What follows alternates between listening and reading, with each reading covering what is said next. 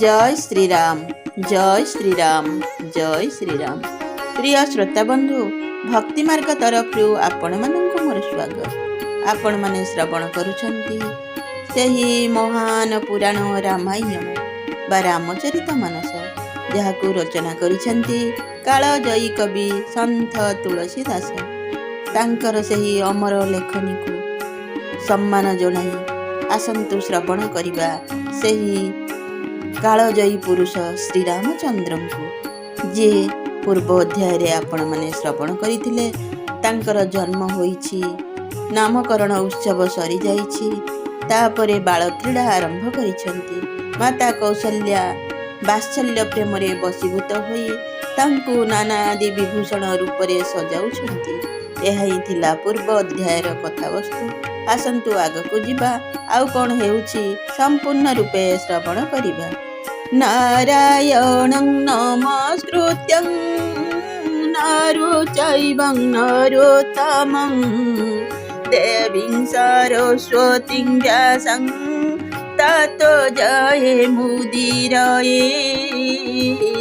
मूकं करोति वाचालं पङ्गुलङ्घयते गिरि यत्कृपातमहं वन्दे परमानन्द माधव।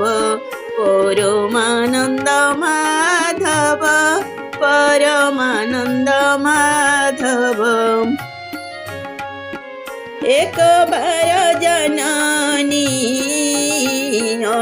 अन्नवाई करी सिंगार पलना पौड़ाए। निज कुल इष्ट देव भगवान पूजा हेतु किन्ह स्नान। दिनकर कथा, माँ श्रीराम को गाधोई देई वेशभूषा कराई दोड़ी रे शुआई देले एवं कूलर इष्टदेव को पूजा करिवे बोली निजे गाधोइबाकू चलीगले। करी पूजा नैवेद्य चढ़ावा आपु गई जहाँ पाक बनावा। बहुरी मात हुआ चली आई भोजन करत देख सूत जाई। गाधोइबा परे इष्ट पूजा सारी नैवेद्य बाढ़ी देले ओ रोषेई घर को गले। रोषेई घर को पूजा घर को फेरी आसी देखंती तो पुओ बसी इष्ट देवंक पई बढ़ा जाइथिबा नैवेद्य खाउछि।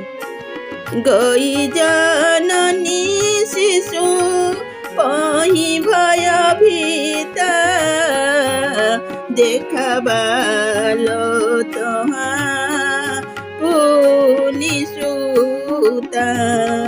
बहुरी आई देखा सूत सोई हृदय कंप मन धीर न होई।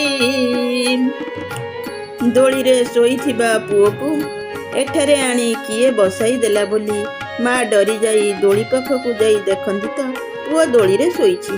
पुणी सेठारु आसी पूजा घरे देखंती तो पुओ सेठारे बसी खाउछि। घटना देखी तांको छाती थरिला, से आउ धैर्य धरी पारिले नाही। इहा उहा दुई बालक देखा मति भ्रम मोर किया न विशेषा।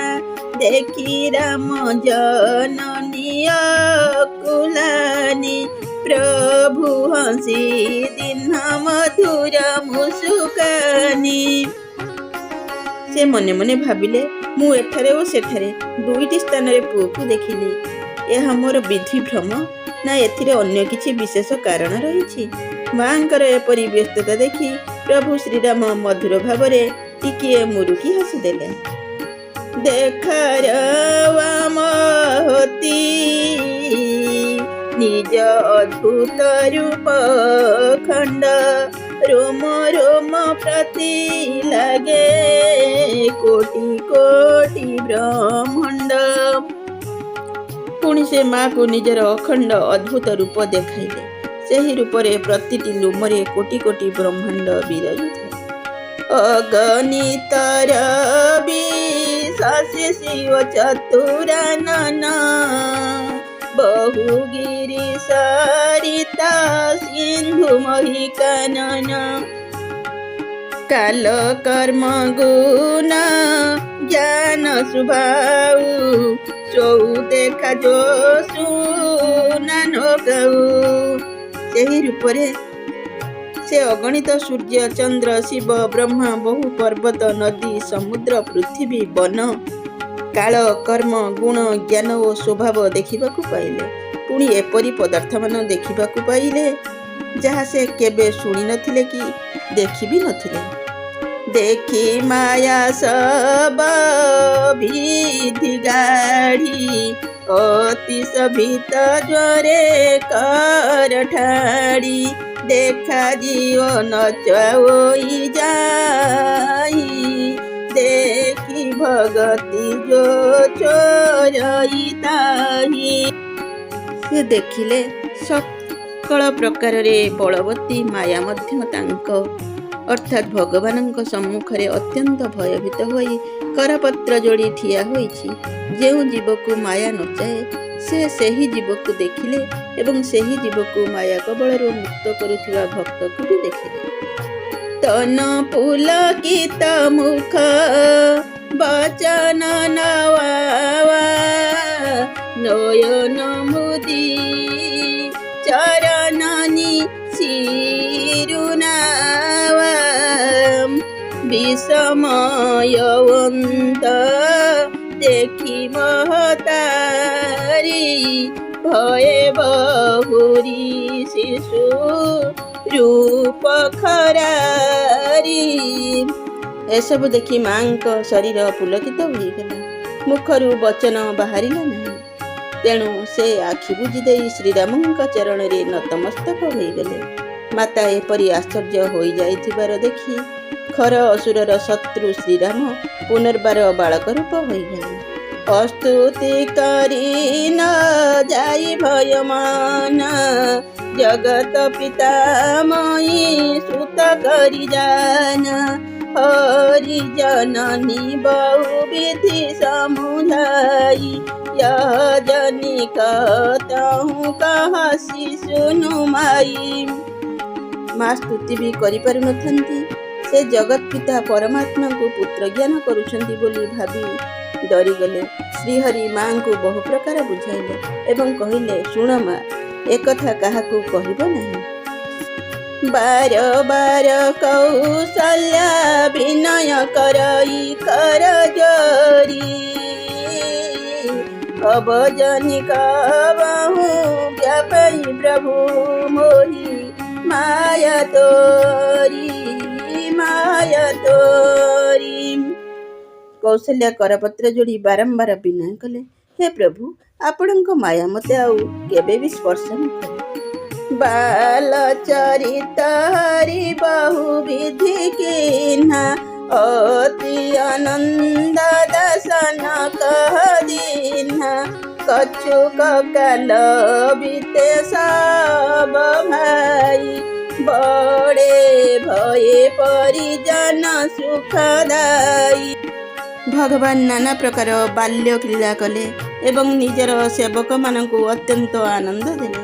एहीपरि भावरे दिन बीतीगला। चारि भाई बड़ होईगले एवं आत्मीय स्वजन मानकु सुख प्रदान कले।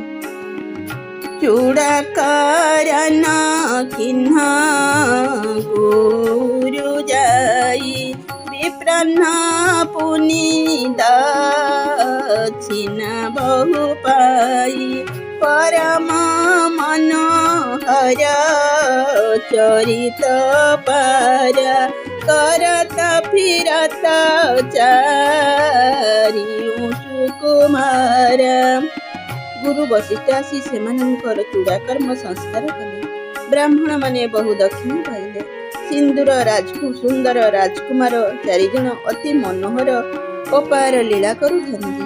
ମନ କ୍ରମ ବଚନ ଗୋଚର ଜୋଇ ଦଶରଥ ଜିର ବିଚାର ପ୍ରଭୁ ସୋଇ ଭୋଜନ କରତ ବୋଲ ଯବରାଜା ନହି ଆୟୋତ ଯିବାଲ ସମାଜ। ଯେଉଁ ପ୍ରଭୁ ମନ ବଚନ ଓ କର୍ମର ଅଗୋଚର ସେ ପୁଣି ଦଶରଥଙ୍କର ପ୍ରାଙ୍ଗଣରେ ବିଚରଣ କରୁଥାନ୍ତି। ଖାଇବା ସମୟ ଅନୁସାରେ ରାଜା ପୁଅଙ୍କୁ ଖାଇବାକୁ ଡାକିଲେ। ପ୍ରଭୁ ନିଜର ସାଙ୍ଗମାନଙ୍କୁ ଛାଡ଼ି ଆସୁନଥାନ୍ତି। କୌଶଲ୍ୟା ଜବ ବୋଲ ନ ଯାଇ ଠୁମୁକୁ ଠୁମୁକୁ ପ୍ରଭୁ ଚଲହିଁ ପରାଇ ନିଗମ ନେତି ସିଅନ୍ତନ ପାୱା ତାହି ଧରଇ ଜନନୀ ହଟି ଧାୱା। ପୁଅକୁ ଡାକି ଆଣିବାକୁ କୌଶଲ୍ୟା ଗଲାବେଳେ ପ୍ରଭୁ ଠୁକୁ ଠୁକୁ ହୋଇ ଦୌଡ଼ି ପଳାଇ ଯାଉଥାନ୍ତି। ବେଦଗଣ ଯାହାକୁ ନେତି ନେତି କହି ନିରୂପଣ କରନ୍ତି ଏବଂ ଶିବ ଯାହାଙ୍କର ଅନ୍ତ ପାଆନ୍ତି ନାହିଁ ମା ପୁଣି ତାକୁ ଧରି ଆଣିବାକୁ ଧାଉଁଥାନ୍ତି। ବନ୍ଧୁମାନେ, ଆଜି ପାଇଁ ଏତିକି। ପୁଣି ସାକ୍ଷାତ ହେବ ଆଗାମୀ ଅଧ୍ୟାୟରେ। ଭୀମ ଚାପିରଣୁ ଭଙ୍ଗ ମୁନିର ପିମତି ଭ୍ରମ ଯଦି ଶୁଦ୍ଧମ ଶୁଦ୍ଧବା ମମ ଦୋଷ ନ ବିଦ୍ୟତେ ମମ ଦୋଷ ନ ବିଦ୍ୟତେ ମମ ଦୋଷ ନ ବିଦ୍ୟତେ।